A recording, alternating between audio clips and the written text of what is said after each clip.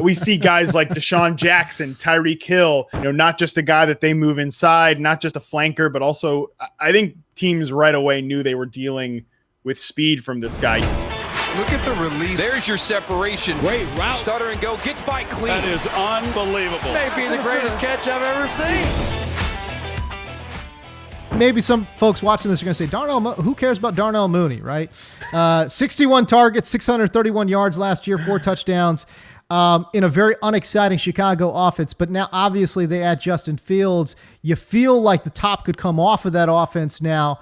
And maybe Darnell Mooney, who's a guy who ran a 4.38 40, can be that guy, a flanker, who can all of a sudden, maybe be a contributor both in real life and in fantasy. What do the RP numbers tell us about Darnell Mooney? 66th percentile separator versus man coverage. Not great against press, but he only faced press on 12% of his routes because he's not just a guy that they move inside, not just a flanker, but also I think teams right away knew they were dealing with speed from this guy. We see players, listen, I'm not putting Darnell Mooney in this bucket of guys, but okay. We see guys like Deshaun Jackson, Tyreek Hill have a very low press coverage rate because teams know, listen, you press Tyreek Hill, he'll destroy you. Like, he gone. If you play up close on Deshaun Jackson and your guy misses him, he's gone. And I think Mooney has some of that same ability. Like his 9 route success rate was above the NFL average, 55.6%. But I think what was most impressive about the player to me last year was it wasn't just the deep stuff. It wasn't just the verticality, which, wasn't all that prevalent in that version of the Bears offense anyways, with Mitchell Trubisky there at the end of the year. But he had really high success rates on routes like the curl, the dig, the slant, the flat route, the out route, some of those intermediate and short patterns. Like this is a pretty overall encouraging route tree, maybe not for a future number 1 receiver. I'm not putting Mooney in that category, of course, but for a guy that can be a really strong number 2 receiver that's a vertical threat. Like I like this guy. I like Darnell Mooney. And I think the fact that he is a totally different flavor than a guy like Allen Robinson actually can help this offense. Like I really think that an aggressive deep passer could bring the best out of Darnell Mooney. Man, this guy's just really fast. Like he can really move. Like he can eat up chunks of ground in a hurry. And I think the fact that his best routes actually weren't some of the deeper patterns, like the dig, the flat, the curl, that type of stuff. Like that's actually really encouraging because it shows he's got the technical awareness to break off his routes and come back to the quarterback on those curls, break into the middle of the field on the digs and the slants, like using that speed as a weapon. That's huge for wide receivers, being able to play the deceptive game, like showing the deep route and then actually breaking off to a more shallow pattern.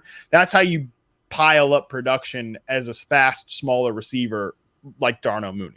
Physically, you would think, okay, he's a speed slot guy, 5'10", 176 pounds, 4.38 40, which is, that's wonderful. No doubt about it. But it's odd to me, right? Like, per next gen stats, he played 74% of his snaps were outside.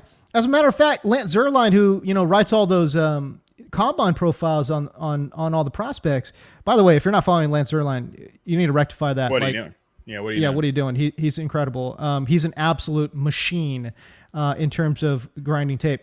But even in the pre-draft process, he profiled Darnell Mooney as a guy that would play inside, and yet didn't really see that. And I almost wonder, Matt, is it because of personnel? Because look, you got Allen Robinson, he's going to be all over the field. That's fine. But they invested a little bit of draft capital in Anthony Miller. And Anthony Miller played like 85% of his snaps inside, even though he's the bigger man, can't fly as well as Darnell Mooney. So maybe that is part of the decision-making process in kicking him out to flanker. But I was a little bit surprised, I got to say, when I saw his next-gen stats number come out and, again, played nearly 75% of his snaps on the outside. That, to me, was a little bit odd. And I think, too, like they were playing a lot of 2 wide receiver sets there to end that year, putting some 2 tight ends on the field. Like you mentioned, personnel groupings, everything could have dictated that.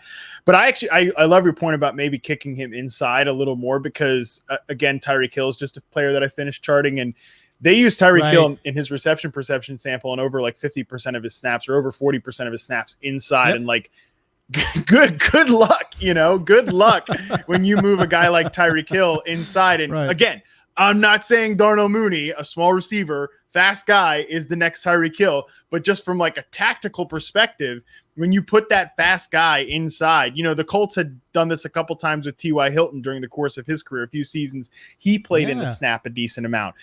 It just gives you so much more options. And especially when you have an alpha receiver outside an Allen Robinson that has to have your top corner if you're playing man defense, like the number one guy has got to find Allen Robinson, has probably got to track him around the field. You're just opening up so much space in the middle of the room for like Darnell Mooney to rip you up the seam, to rip up your safeties down the field. So I think from a tactical perspective, it just depends on how far Anthony Miller has fallen out of the doghouse. Whether we see him, because apparently he was like a guy they wanted to trade, this offseason. Last thing I'll say about Darnell Mooney, his reception perception profile, anyways, not good on the post corner, bottom 5 success rate among charted players there in 2020, which is kind of an odd combination. If you're going to kick a guy into flanker, you'd like to see a little bit more success rate in the post corner combo. By the way, per Next Gen Stats, 24 deep shot targets last year. Only 24 targets on 20 or more air yards downfield. Only 4 receptions of those 24 targets, 158 yards. So nearly 40 yards a catch, by the way, which is like, okay, great. So again, I had graded him out using a bunch of different next-gen stat metrics as the 75th best deep ball wide receiver out of 98 guys. But again, and this is what I love about RP, Next Gen Stats doesn't really take into consideration quarterback play. You know what I mean? So that's where RP crushes Next Gen Stats, crushes anybody in terms of their analytics. Really, is just taking a more nuanced approach to everything and kind of taking the whole quarterback out of that equation. But again, I'm excited about what this Bears offense can kind of look like. I think you're getting actually deals. We talk about Cincinnati a lot, Jacksonville a lot in terms of getting deals in fantasy. I think you're going to get a little bit of a deal from the Bears offense too, if and when Justin Fields finally gets on the field. So we shall see.